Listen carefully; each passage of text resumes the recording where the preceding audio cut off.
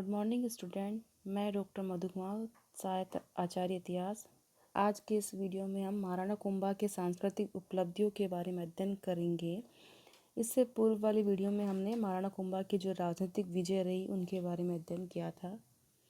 महाराणा कुंभा एक सफल शासक और विजेता ही नहीं था, अपितु उसके व्यक्तित्व में साहित्य, संगीत और कला की त्रिवेणी का अद्भुत समन्वय भी था। सांस्कृतिक दृष्टि से भी यह काल मेवाड़ के इतिहास का स्वर्ण युग था। वह एक अच्छा निर्माता, साहित्यकार था, साथ ही कलाकारों और साहित्यकारों को आश्रयदाता भी था। 35 वर्ष के लंबे काल में महाराणा कुंभा निरंतर अनवरत रूप से युद्धों में लगा रहा। फिर भी कुंभा के युग के सांस्कृतिक उपलब्धियों का महत्व सर्वाधिक है।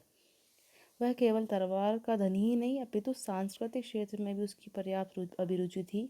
निसंदेह कुंभा का इतिहास में विजेता के रूप में जो स्थान सुरक्षित है, उससे भी महत्वपूर्ण स्थान उसका स्थापत्य और विद्या उन्नति के संबंध में है।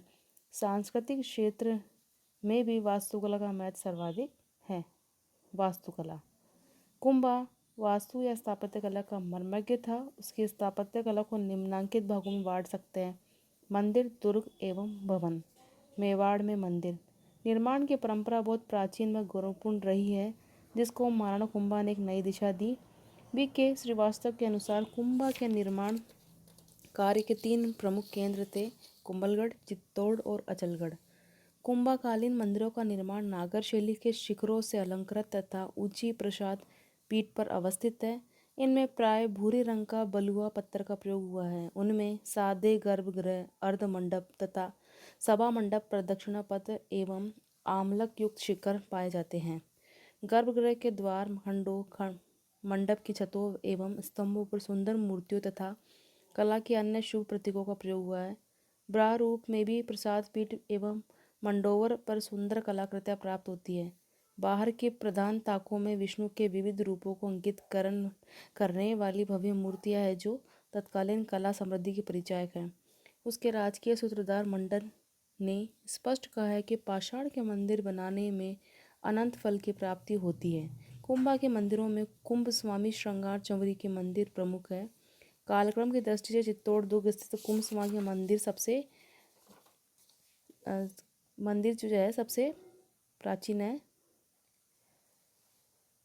यह मंदिर कीर्ति स्तंभ के पास, और ऐसा माना जाता है कि कीर्ति स्तंभ इस मंदिर का ही भाग है। इसका निर्माण 1445-46 के आसपास हुआ था। श्रीवास्तव ने इस मंदिर को मध्यकालीन मंदिर स्थापत्य का उत्कृष्ट उदाहरण माना है। वास्तव में संसार का किरट और चित्तौड़ का दुर्ग तिलक है। इसी प्रकार महाराणा कुंभा ने अचलगढ़ के समीप कुंभ स्वामी का मंदिर भी बनाया, जिसमें विष्णु की 14 अवतारों की प्रतिमा लगी है। इसके अलावा और भी आबू के अनेक मंदिर कुंभाकालीन हैं। उदयपुर से 13 मील दूर स्थित एकलिंगजी मेवाड़ नरेश के इष्ट देव है। कुंभा ने अपने इष्ट देव के निकट भी मूल रूप की पूर्व दिशा में कुंभ मंडप का निर्माण करवाया। मंदिर आज कल अज्ञानवश मीराबाई का मंदिर कहलाता है। यह मंदिर भी तत्कालीन स्थापत्य एवं मूर्तिकला संबंधी प्रभुत्व सामग्री प्रस्तुत करता है। कुंभा धार्मिक दृष्टि से बहुत सहिष्णुता आता है। विभिन्न धर्मावलंबियों ने अनेक मंदिरों का निर्माण करवाया, जिसमें रणकपुर का जैन मंदिर बहुत महत्वपूर्ण है। उसका उत्तरी भारतवर्ष के जैन मंदिरों में विशेष स्थान है। इसका निर्माता धारणक था। प्राप्त सामर्थ के आधार पर इसका निर्माण विक्रम संमत 1496 ईस्वी से आरंभ हो विक्रम संमत 1556-16 ईस्वी तक चलता रहा। इसके अतिरिक्त इस काल में बने हुए कई प्रसिद्ध जैन मंदिर जैसे अंजारी, पिंडवाड़ा, नागदा आदि, इन मंदिरों के निर्माण में साथ साथ पुराने मंदिरों का जीर्णोद्धार भी करवाया गया। दुर्ग निर्माण कुंभा ने दुर्गों का भी निर्माण करा। ऐसा माना जाता है कि मेवाड़ के 84 दुर्गों में से 32 दुर्ग अकेले कुंभा ने निर्मित करवाए थे। इस निर्माण में सामरिक महत्व का सबसे ज़्यादा ध्यान दिया गया। अपने राज्य की पश्चिमी सीमा और सिरोही के बीच में कई तंग रास्तों को सुरक्षित रखने के लिए नाकाबंदी और सिरोही के निकट बसंती का दुर्ग बनवाया। मेहरों के बढ़ते हुए प्रभाव को रोकने के लिए मचान के दुर्ग का निर्माण करवाया। भीलों की शक्ति पर नियंत्रण हेतु मोहम्मद का दुर्ग बनवाया गया। टोट के अनुसार सभी दुर्ग निर्माण व्यवस्था राज्य की पश्चिमी, उत्तरी और दक्षिण सीमा की सुरक्षा के संबंध में थी। केंद्रीय शक्तियों को पश्चिमी क्षेत्र में अधिक सशक्त बनाए रखने और सीमांत भागों को सैनिक सहायता पहुंचाने के लिए आबू में विक्रम संवत 1509 ईस्वी में अचलगढ़ का दुर्ग बनवाया गया। यह दुर्ग परमाणु के प्राचीन दुर्ग के अवशेषों पर इस तरह पुनर्निर्मित किया गया कि उस समय की सामरिक अवस्था के लिए उपयोगी सिद्ध हो सके। इसी तरह अरावली की पश्चिमी शाखा के एक घेरे में सादड़ी, मेवाड़ और मारवाड़ की सीमा पर कुंभलगढ़ नामक दुर्ग बनवाया गया। मासरे मोमशाही में इस किले का प्रारंभिक नाम मच्छिंद्रपुर है। इसका पुनर्निर्माण कुंभा ने 1443 ईस्वी में आरंभ किया, जो 1458 ईस्वी में पूर्ण हुआ, जिसे महाराणा ने कुंभलगढ़ नाम दिया। यह दुर्ग सैनिक उपयोगिता एवं निवास की आवश्यकता की पूर्ति करता है। कुंभलगढ़ के अलावा महाराणा चित्तौड़गढ़ दुर्ग को भी पुनर्निर्मित करवाया। उसने इसे 7 द्वारों से एक और सुरक्षित कर कई बुर्जों से घेर कर बनवाया था। ऊपर जाने वाले तंग मार्ग को रथमार्ग हेतु चौड़ाया बनवाया गया।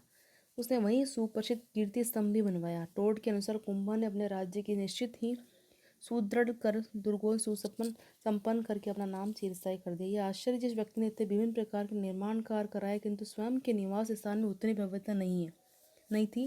वे बड़े ही साधारण व सात्विक बनवाए गए थे। दुर्गों पर उसने अपने ढंग के महल बनवाए। मूर्तिकला स्थापत्य कला का संबंध मूर्तिकला से काफी घनिष्ठ है। कुंभा के काल में मूर्ति निर्माण भी बहुत ही उन्नत अवस्था में था। चित्तौड़गढ़ दुर्ग में निर्मित कीर्ति स्तंभ तो भारतीय मूर्तिकला का शब्दकोश ही है। इसे हिंदू देवी देवताओं का अजायबघर भी कहते हैं। संपूर्ण कीर्ति स्तंभ में अनेक देवी देवताओं की मूर्तियां लगी हुई है। प्रवेश द्वार में जनार्दन की मूर्ति है। प्रथम मंजिल के पार्श्व के ताकों में अनंत, रुद्र, ब्रह्मा की मूर्तियां हैं। प्रमुख पार्श्वों में हरिहर, अर्धनारीश्वर तथा इसके दोनों ओर 2 स्त्री मूर्तियां हैं। इसके अलावा भी कई भैरव, वरुण आदि की मूर्तियां हैं। इसी प्रकार हर मंजिल पर विभिन्न देवी देवताओं की मूर्तियां हैं। कला की दृष्टि से टोड ने इसे कुतुब मीनार से भी श्रेष्ठ माना है। फर्ग्यूसन ने भी कीर्ति स्तंभ को रोम के टार्जन के समान स्वीकार किया है, किंतु वह इसकी कला को टार्जन से भी अधिक उन्नत बताता है। कुंभ स्वामी के मंदिर की मूर्तियों का तक्षण भी उच्च कोटि का है। एकलिंग जी के मंदिर में निर्मित कुंभ मंडप की ब्रह्म भित्ति की 3 रथिकाओं में नरसिंह, वराह, विष्णु भाव की 3 प्रतीक 3 मूर्तियां है। उदयपुर संग्रहालय में सुरक्षित 20,000 हाथों वाले विष्णु प्रतिमा भी कुंभाकाल की ही ज्ञात होती है। इन मूर्तियों के अध्ययन से तत्कालीन सामाजिक एवं सांस्कृतिक जीवन पर पर्याप्त प्रकाश पड़ता है। साहित्य अनुरागी कुंभा स्वयं विद्वान था और कई विद्वानों व साहित्यों का आश्रयदाता था। वह ज्ञान की विभिन्न शाखाओं से पारंगत था। वेद, स्मृति, मीमांसा का उसे अच्छा ज्ञान था। उसने कई ग्रंथों की रचना की, जिसमें संगीतराज की संगीत मीमांसा, सूत्र प्रबंध प्रमुख है। संगीतराज की रचना विक्रम संवत 1509 ईस्वी में चित्तौड़ में हुई। इसकी पुष्टि कीर्ति स्तंभ से प्रशस्ति से भी होती है। यह ग्रंथ 5 उल्लास में बटा हुआ है: पथ रत्नकोश, गीत रत्नकोश, बाग रत्नकेश, नृत्य रत्नकोश और 80 परीक्षण। इसमें करीब 40 पूर्वाचार्यों के वर्णन मिलते हैं।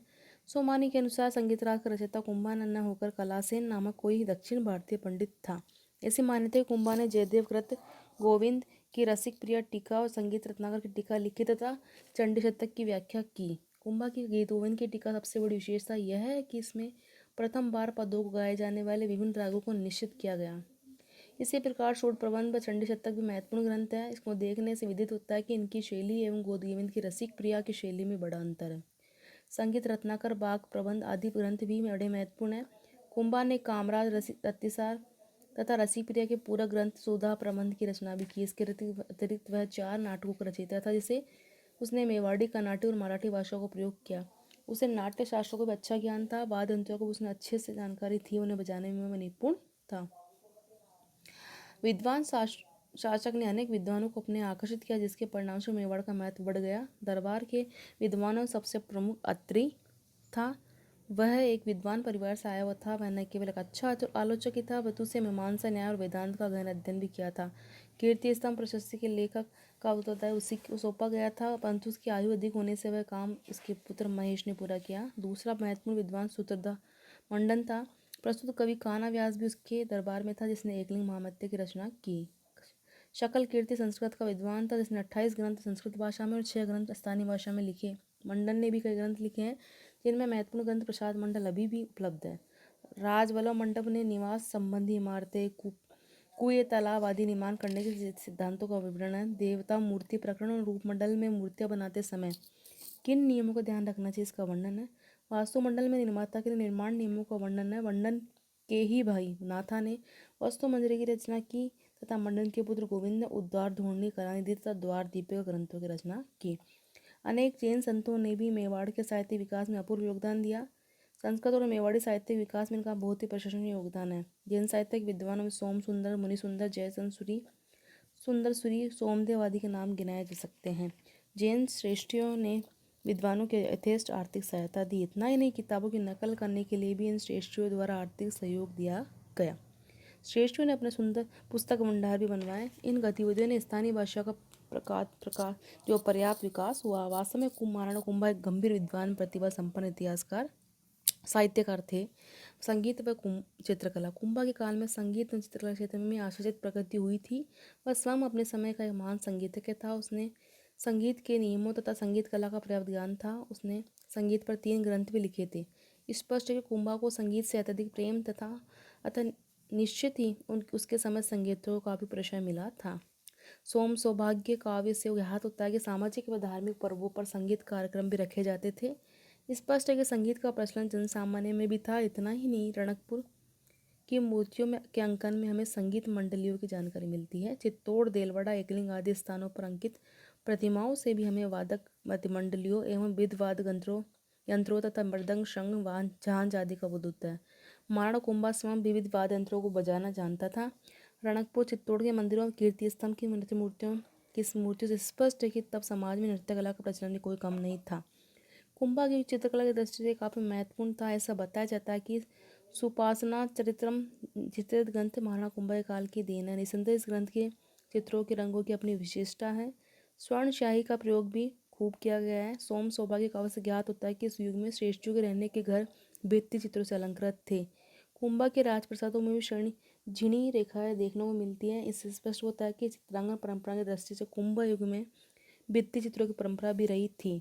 डॉक्टर तारामंगल के अनुसार नृत्य कोश में आए हुए विवरण से स्पष्ट है कि नाट्यशालाओं को भित्ति चित्रों से अलंकृत किया जाता था।